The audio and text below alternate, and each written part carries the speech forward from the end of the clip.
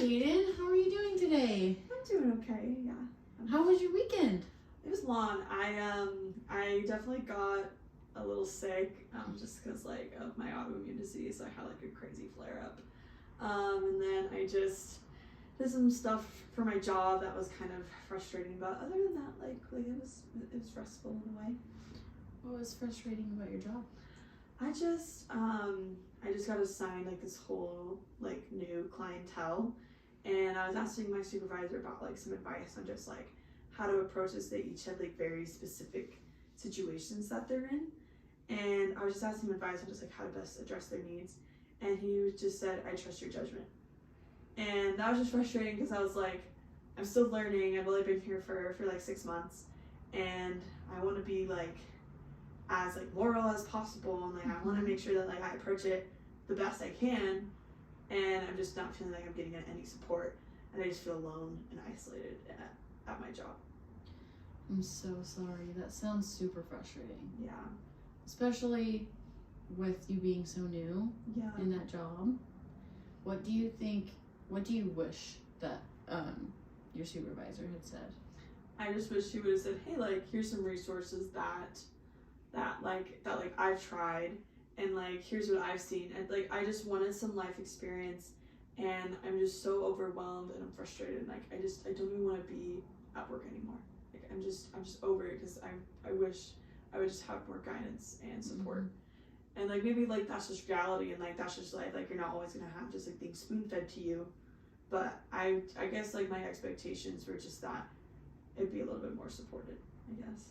And it's very valid for you to feel that way. Yeah. For you to want and expect support, especially with it being so new. Yeah. So I want to validate that, because that makes complete sense. Thanks. That you would want support. Yeah. Any of us want support. Right. So for you to not get it is really frustrating. Thanks. You mentioned that you were feeling isolated. Can you tell me a little bit more about that?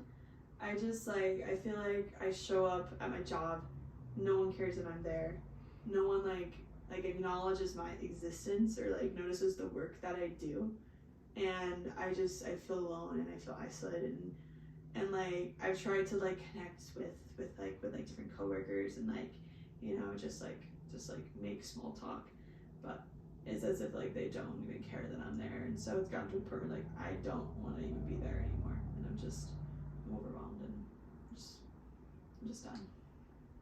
I'm hearing a lot of frustration. Yeah. I'm also hearing that the isolation is making it so you don't even want to be there anymore. Yeah.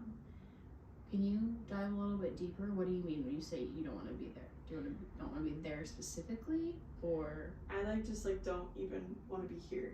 Like I feel like the work that I'm doing doesn't mean anything, and I just don't feel like I'm even worth anything, or just like being in there. So I just don't even want to be here anymore. I want the pain and the frustrations to end, and I'm just over it. Okay. I'm feeling a little bit of low self-worth. Yeah. Does that sound about right? Yeah. Well, with you feeling this way and just not wanting to be here anymore, would you be okay if I did a suicide assessment and we go a little bit deeper on kind of what that looks like? Sure. Does that sound okay? Yeah. Okay. I have it right here. And you mentioned that you just don't want to be here anymore. Yeah. Does that go any further? Have you wished to be dead specifically, or do you just not want to be here at all anymore? Like what does that look like for you? It's not like I want to be dead. Like that definitely is something that I guess you could say scares me. Like there's no like wish for me to be dead. I want the pain to stop, and the frustrations, and like I just want to be pulled out of it and just like not be here. But like it's never just like wanting to be dead or like wanting to attempt suicide. Okay, so I'm hearing that you don't want to specifically like, you don't want to kill yourself. right? Yeah. You just want the pain to stop. Yeah. And that kind of, you don't really know what that looks like, you just know you want it to be over. Yeah. Does that sound right? Yeah. Okay, well, that's okay, that's valid. Have you had any like active suicidal thoughts? Like, have you thought or done anything that would end up with you dying by suicide? Like any actions? There's definitely been times where like I was like driving to work and like the like tracks train would like come by and like there would be the like little things come down where like I felt like I could just run through those little barriers and just be hit by a train and it'd be fine. Like I really wouldn't mind it. Like it would not be the end of the world. Or like I've thought like, oh, I'm just like sitting at a red light and like there's all these cars and I'm like I could just run this red light and I wouldn't have to show up at work. I wouldn't have to endure all the frustrations that I do. So like in those kind of aspects, yeah. Okay. Yeah. Okay. It's okay to feel that way. It's okay. Yeah.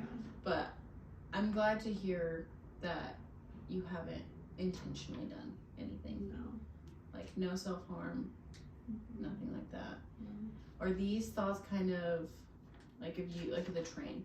Like are they pretty like impulsive, passive thoughts? Yeah, like they're not just like active like every time that I see a train, like I think that. Like sometimes like it just comes up or just like passes me like, oh, I was hit by that train. That wouldn't be bad. Is there anything that triggers those thoughts more? Like, because you said it's not every day, like every time you see it. Is there something that happens that maybe makes you feel that way, and has it come up for you? I think especially because like I'm also doing like a certificate program at the same time. Okay. So like it's almost just like being in school while also working. And like that's definitely overwhelming in that own aspect where just like I have all these assignments on top of doing all the work that I need for my job. And so I definitely like on the days where like I have class and my job is really frustrating, or like when I'm like doing like a big presentation at my job where I have to like work with like 20 different youth. And so that is also just like very frustrating because I just feel like I'm going in blind and unprepared and I have no idea what the hell I'm doing. Sounds like you're under a lot of pressure. Yeah, definitely. Do you feel like some of that pressure is put on by yourself, or do you feel like it's outside factors mainly? I could definitely see that like it's probably personal too. Like I'm a bit of a perfectionist where I want everything to go right and I want no mistakes and I kind of just want everything to look rosy and dandy. And so when I just like am feeling like underprepared or like I feel like I'm going in blind and I know that like that level of perfection is not going to be met, like that's kind of when I get really overwhelmed. But then like from from my boss, like he's just so laid back and it's just like, yeah, like I trust your judgment, like you got it. Like I wish you had more structure. Yeah. So it's like most of the pressure is probably coming from myself, but like I feel pressure from him as if like he is already expecting me to like do a good job, so he's just very hands off, and I just don't know if I can deliver that. Okay. Sounds like a lot. Yeah. It sounds like a lot. I'm sorry that you're going through that because that's really frustrating. It's really frustrating. Yeah. Wow. I'm glad that nothing has been like active thoughts. Yeah. Like I am happy to hear that. Mm-hmm. Also, thank you so much for opening up to me about this. Thank you. If at any time these questions you really just don't feel comfortable answering them, you just need to let me know and we'll stop. Okay? Yeah. So you've said that these have been passive thoughts and you haven't ever done anything like self-harm, and have you ever attempted suicide before? No. Never attempted? No. Okay, so that's not including like you've never started to attempt and someone or something interrupted you or you stopped yourself, anything? No. Nothing like that? Okay, well, So from what I've heard, Mm-hmm. I don't feel like a hospitalization would be beneficial for you. I don't think it's needed. Okay. But I want this to be a conversation. What are you thinking? Do you feel like you need to be in a hospital right now to keep yourself safe? Do you feel like you can keep yourself safe at home? What do you think? Yeah, like I would say that like I feel pretty good at home.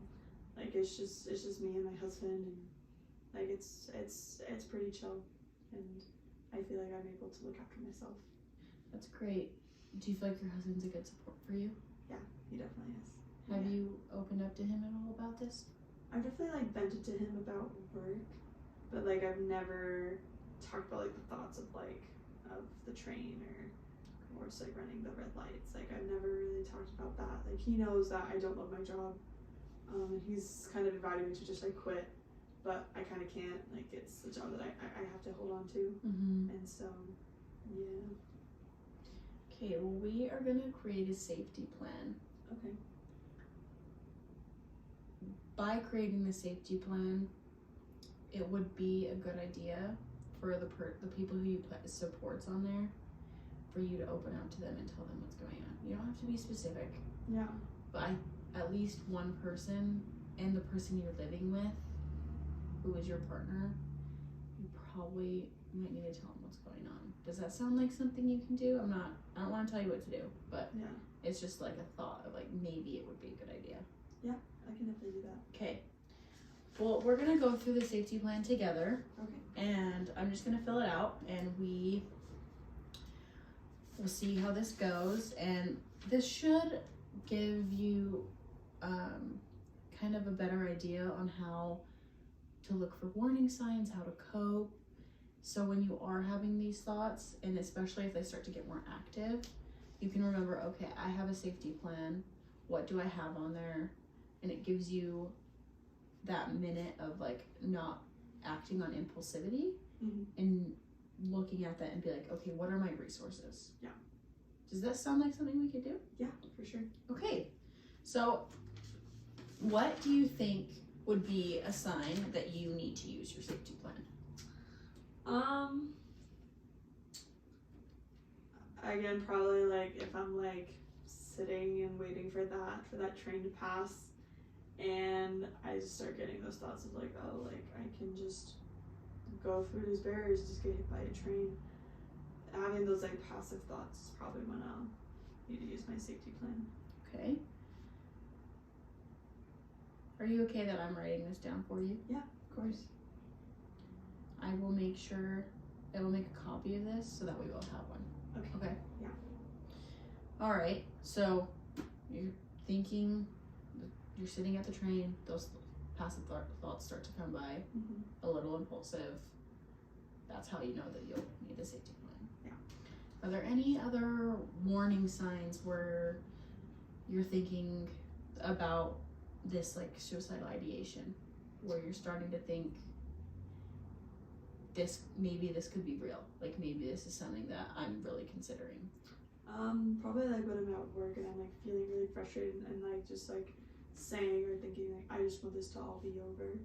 I think when I start just feeling really overwhelmed and just frustrated, that's probably a point where I'm thinking more about active suicide. Okay. Yeah. Okay. So kind of like when the thoughts creep in of like, I don't want to be here anymore, I don't want to do this anymore, I want this to be over, Yeah. kind of those thoughts start to pop up? Yeah. Okay. Is there anything else that pops up for you? Maybe behaviors that you start to do, maybe just different things in your life that you're like, I start to do this when I'm feeling this way? I start just like getting really fidgety. Okay. And I start kind of just like almost like being withdrawn, or like I'm just like empty and quiet, like around my husband.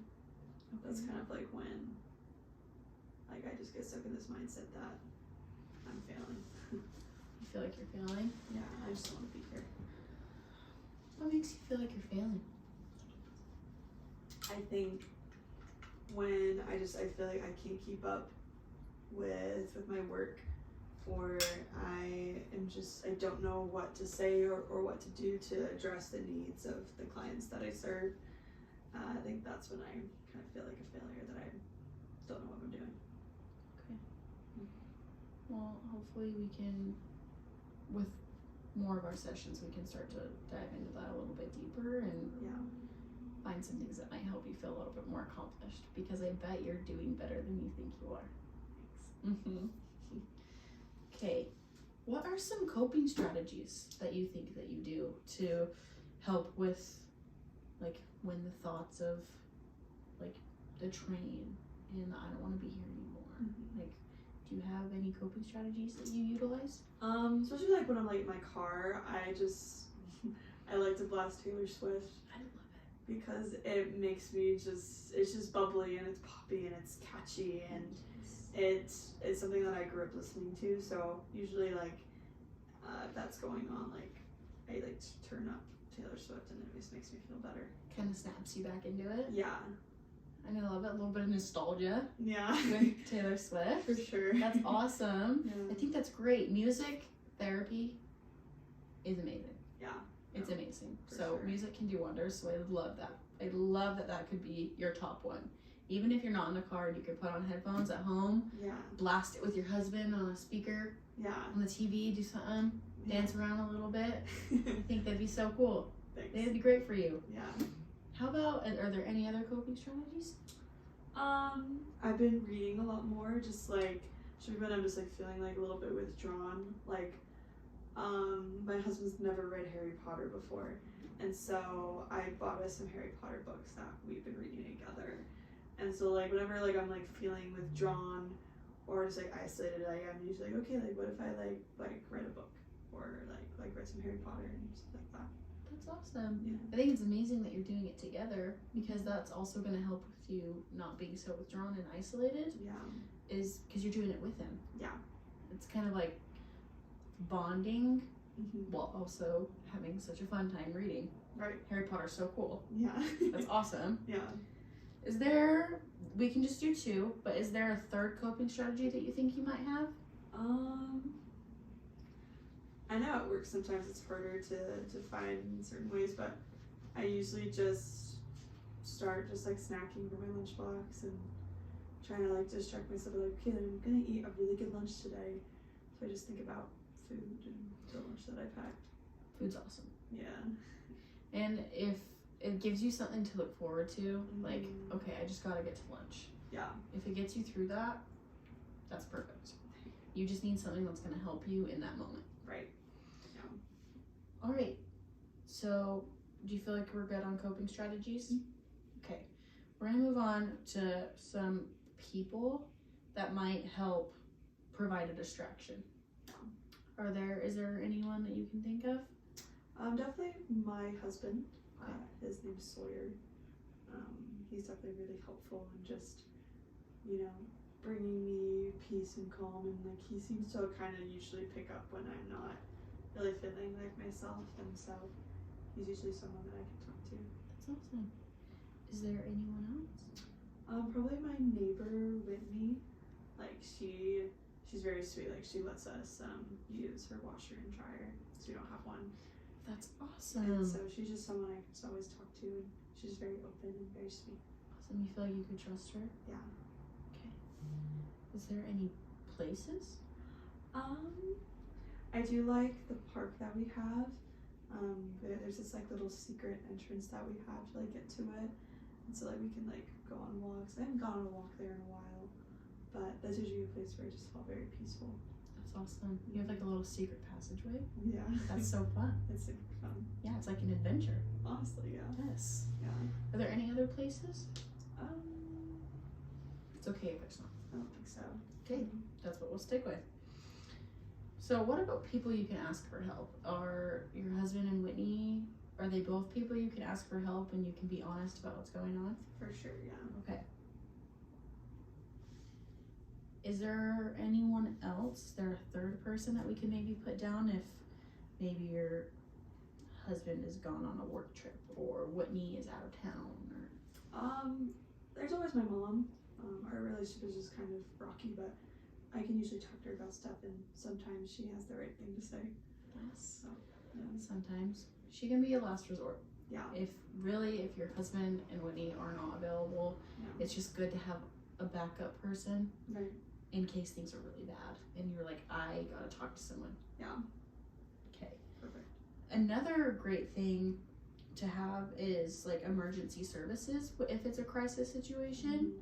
Do you know of any emergency services that are available to you? Yeah, I mean, like, there is my doctor who, like, knows about, like, my autoimmune disease, and who, like, has, like, referred me, obviously, to you as just, like, a therapist for, like, my Awesome. mental and emotional needs, so he's really great. Do you know his name? Ken. Ken. Awesome. And for another clinician that you could put down, you could put me. Okay. Yeah. Does that sound okay to you? Yeah. Because I will be available. Yeah, I Okay. think that. Awesome. And I will write my information. I will make sure you have my information. Okay. Okay. Do you know where your local urgent care services are? Yeah, it's just down the street. I've been there a few times as I've gotten sick. Okay. A few times, so yeah. So you're aware of where is that at? Yeah. Do you know the suicide prevention hotline? That's like 988, Mhm. 988, right? Mm-hmm. Okay. There's also Safe UT because I know you're still in school. Yeah. It's an app. Have you heard of it before? I have, yeah. Yeah, so it's a great app that you can utilize. So if it's like after hours and I'm not available, then you can talk to a clinician who is trained in real time and you can tell them what's going on. There's absolutely no judgment and you can be completely open and honest. Okay. And if they feel like maybe it's a dire situation that you might need to go into like an access center, they can guide you. They can also call for you. Oh, They could wow. call like MCOT. Do you know what MCOT is? Mm. MCOT, it's basically, it's like a mental health service. So Okay. think of like a kind of like an ambulance, Okay. but for mental health. And they come out, they drive to you, and it's a mental health service. It's a crisis service. They can talk with you, figure out what's going on, and then they can decide if they need to help bring you into the hospital or if you will do okay at home for another night before you can talk to like me, like Okay. your clinician. Yeah. Does that sound? I can write that down for you. Yeah, that would be great. Okay. And I'll make sure to put their number on there. And they're 24 hours. Okay. All right. Okay, one thing I do want to make sure that we have on your safety plan is making sure that you're in a safe environment. Mm-hmm. Is there anything in your house or even at work that you could use to potentially hurt yourself?